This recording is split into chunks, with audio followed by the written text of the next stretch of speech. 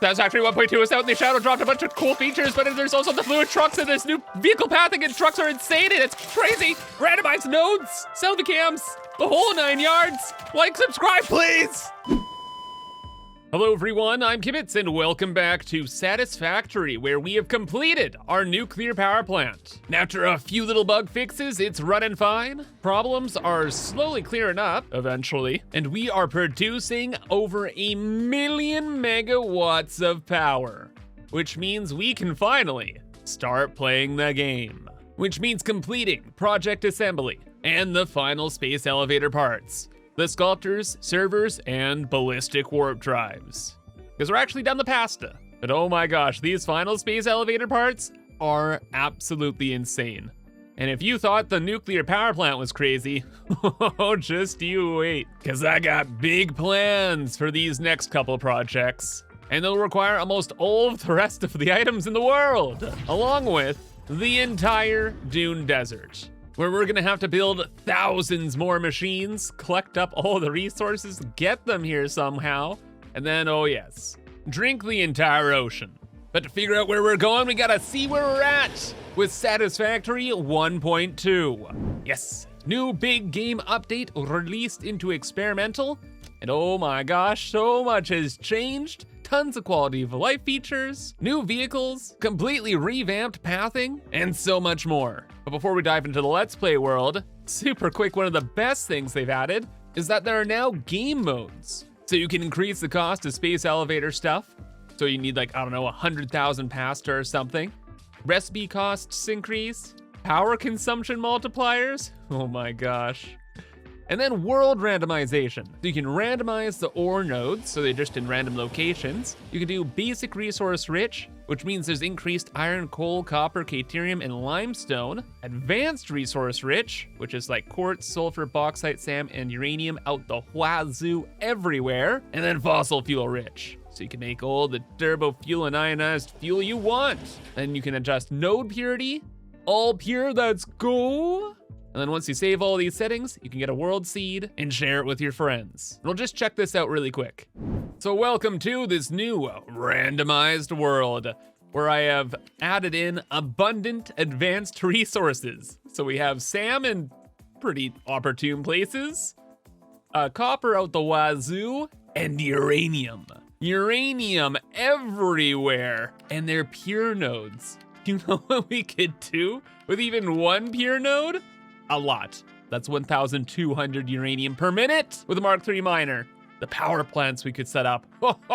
You could actually just not have enough iron to do things. Like, all I know is with the resources randomized, you'd have to do a lot more material conversion, and things could get pretty wacky, pretty wild. In fact, let's just take a look here. Oh, even the resource wells were changed. Instead of water being there, it's nitrogen. SAM everywhere. Somehow oil in the middle of the desert, excuse me? You're telling me there's the spice in the dunes? Oh yeah, check this out. They made a new kind of like oil node. Wow. So really anything could happen here. This really makes me want to start a new playthrough. Oh, but there's still so much more going on that's just besides this game mode stuff. They've added in weather, which may or may not decide to activate. And then the big thing is they've reworked vehicle pathing. So before, what you'd do is you'd get your vehicle, you would set it to record, and then you'd pray that you make the recording well on the first go, and you didn't crash or run into a bean or anything like that. Loop around, and then you're done. So that whole system is gone. Instead now, you make your vehicle paths just like you do with trains. So there's a universal path for any kind of vehicle, but if you wanted to just work with trucks and work with how they turn and everything, there's now truck paths, and you're chilling. And how do we connect that onto the path? Oh, interesting, you have to have a station. What if I just wanted a factory cart spinning in a circle? What about damn apples? Is what it is. The truck stations do snap to all this though, so that works. Right, Ada? Fix-It wishes to Yeah, the totally, for sure. Ah, and then the truck station becomes kind of like the hub of the whole system. But you have to build 2 stations. That's okay, because we got it set up. Truck immediately snaps to the path, does its little driving. Easy peasy. So the normal trucks, They're nice and all. But the whole big deal is the fluid trucks. So you can transport just the actual liquid fluids around and into fluid truck stations. Now the big question, are they bigger than the trains? So the trains, they can carry about 2,400 fluids per minute. The trucks can carry 3,200 fluids per minute. So the trucks are better. And the awesome thing about that is it means there's a late game reason to have trucks. They're very good at moving fluids around. But one very amazing part of this entire situation is now that you build the truck paths, you can actually make blueprint truck paths. Now, does Blueprint Auto Connect work on this? Oh, it does! Oh, that's crazy, dude. I didn't think that would work. Obviously, this would work a million times better if you had a foundation, but the fact that it works at all is like, what the heck? Cool. So yeah, once we update our Let's Play world, we'll definitely have some trucks running around our final factory area. But although the trucks are a big deal, one of the craziest things was actually shadow dropped with the update, where, believe it or not, the developers added in daisy chaining. So now, like with batteries, you can daisy chain machines together. No more quadrillion power pole spam. We're free. But another part of the update is the new spawn, the SAM-based portable waste network, which essentially works as an extra spawn point. So if you die away from your hub, you have your new little porta potty that you'll spawn in instead. Depends on whatever's closer anyway. And yes, you can interact with the toilet. I can confirm that flushing the toilet is indeed one among many possible actions you can choose to perform. Thanks, Ada, for the confirmation. And you don't want to hang out in the porta potty all the time, because inside the hub, they made some changes as well. Specifically for your character model. They added in new hats. Look at the doggo hat. It's so cute. Or you can drink some of the Kool-Aid. Or my new favorite thing is the Mech 4 Prime helmet, which I think is gonna be our new look. We've also added in the selfie mode, which is amazing. And just to rapid fire through all the other little changes, you can now paint train tracks. They added in this triple junction for pipes, this new cross beam for decorations, and I'm pretty sure they changed the metal beam to be a little bit darker so it looks a little more aesthetic. And you can zoom signs. Wow. Remember to like and subscribe. But for sure, the new vehicle pathing, fluid trucks, and new game modes are definitely the stars of the show this update. Because even beyond the randomized node stuff, changing the costs of everything gets a little out of hand. Like if you maxed out the settings and you wanted to build a constructor and make some iron plates, the ratio, way worse. The power consumption of a constructor, 20 megawatts. So one coal power plant couldn't even power 4 constructors. Isn't that insane? Oh man, but that is really with the space elevator part requirements. Holy smokes. So in a default playthrough, it's like 256 AI servers, a little bit of pasta. Max settings, 100,000 pasta, 100,000 sculptors, 25,600 servers, and 20,000 warp drives. That could probably take you a minute, but the true horror lies with the advanced machines. Say you wanted to use some power shards and loops, oh my gosh. By default, excited photonic matter, 2,000 megawatts. Pretty much everything in the quantum encoder, 10,000 megawatts. Default, with all the shenanigans though, 134,000 megawatts. In one machine. So then these 5 quantum encoders, if they're all running, that would be half of my nuclear power plant's energy, just right there. And when it comes to copper powder and like the expensive items, 600 copper ingots for 50 copper powder. Looking at diamonds, it's 1,200 coal for 30 diamonds. And everything else is, well, I think you're getting the picture, horrifying. So if you are a little psychopath, or you really want to have like a unique experience with Satisfactory, messing with these settings would be so much fun. And I almost want to try, but not yet. Too spooky. But what's even spookier is, can we load our save file? And no mods work, they've all been disabled, and I just want to see if the game even loads. Wait, hold. Holy smokes, we're here. It loaded.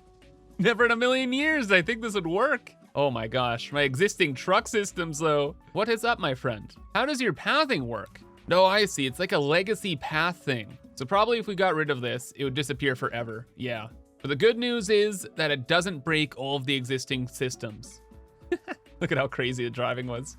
As for everything else, I'm guessing we gotta unlock it in the MAM, so we can see how much it costs. So Caterium, upgraded power connections, actually not too bad. And then an alien technology, that's where you get the new spawn, neat. But of course, the main thing everybody is thinking about is with the new update, did that break our nuclear power plant? Now, it shouldn't have, and it doesn't really look like it. We're chilling, things are burning. All right. Power is looking stable. Let's check out the control room though. There's gonna be a problem. We're gonna see it real quick in here. No, it's looking pretty chill. Shockingly stable. Everything is just doing its thing. But okay, I'm not gonna lie, I'm actually a little shocked that things are working here. For the release day, I did a little stream and all of the machines in my entire world were broken. Like, new items couldn't enter machines, so all the processes stopped and my entire nuclear power plant and world shut down. It was not good, but it looks like they have fixed that already. Good job, Stain. However though, we are not going to be messing around with experimental for too long here. We're going back to Satisfactory 1.1. Why, Kibitz? Two big reasons. Number one, an experimental build, especially the week of release, is gonna have problems. Both known and obvious, and unknown and sinister. So I like to give it a little while before we jump versions. Number two is because we got a grind to head into. Our final factory, completing the rest of the space elevator parts, is going to be insane and resource intensive like you couldn't believe. 10,000 limestone, 24,000 iron, 4,000 copper, 6,000 caterium, 22,000 coal, 7,000 quartz, 30,000 water, pretty much all the rest of the SAM, 2,000 nitrogen, and a smidgen of sulfur. Not to mention a bunch of oil products as well. Yeah, we got some resource wrangling to do. And if my game files corrupted after gathering like 24,000 iron ore, I'd lose it. But with such an insane project, where do you even begin? Well, what I'm thinking is we do a review of the world to make sure we actually have the resources. Now, I already know we're going to have to make some more aluminum out of bauxite using resource conversion. We have used up all of the bauxite in the world, so we're gonna have to use some caterium, turn into bauxite, to finish up our projects. What I'm not so sure of is if we're gonna have to make other resources. Like, we might have to make coal. I don't know how much we have left. Copper might also be a little spooky. But yeah, wanna do a big accounting of whatever's happening here. And we'll start with the easy stuff first, namely the iron. 24,000 iron ore per minute. You know what? I think we got that in the desert here. There are a lot of iron nodes, and they are of pretty decent quality. Got a bunch of normal nodes. You got some pure nodes every so often. But just to be sure, I went ahead and counted up everything anyway. We got things a little bit organized. And great news, we definitely have enough iron. We have more than enough iron in here, in fact, which means we actually can do some goofy stuff. Namely, we won't have to use refineries for literally everything, because my initial math with the iron there is considering we'd use only the pure iron ingot recipe, but since we have enough material, we can actually just build some smelters. And with the 1.2 daisy chaining, that's gonna be a great time. So this, chillin'. Limestone, I already know, we chillin'. Caterium though, well, guess what? Chillin'. Like, even considering the extra fixite we're gonna have to make, and the resource conversion shenanigans, we have plenty. And by the glory of past Kibs, we even have some ingots available in the train station, ready to rock and roll. But then there's the copper. I kinda made a little bit of a whoopsies on that one, Chief. Over at the Starforge, our nuclear pasta factory, we're using about 75% of the world's copper. And I figured if we had another 25% of the world's supply left, we'd be fine. Well, when I was thinking about this copper stuff here, I was only calculating the copper powder. I didn't include the pressure conversion cube stuff. And those ended up taking a lot of the copper supply as well, leaving us with, well, you know, only 2,400 copper left in the entire world. 1,800, that's just in the desert here, and 600, that's at our main base. So, not good. Thankfully, in Baskib's infinite wisdom, we do actually have a ton of sand left over. So we're good there, we're good on nitrogen, sulfur's fine, and pretty much everything else is fine. We cut it a little close with the quartz as well, and I think we're even gonna be okay with the coal. MB stands for main base. I actually gathered up a ton of resources there, because while I was gathering up bauxite, I was just like, may as well raid like the entire red forest and swamp and all that jazz. So gathered everything anyway, and just left it here for me. Present/future Kibs, along with like 10,000 coal. Because initially, we're going to use an aluminum recipe that used the coal, but instead we switched to petroleum coke because it's marginally better. And then after doing a little bit more mapping and planning with Satisfactory Calculator and Photoshop, it's looking like we're gonna have just enough coal, which was all part of the plan. And materially, we're good to go.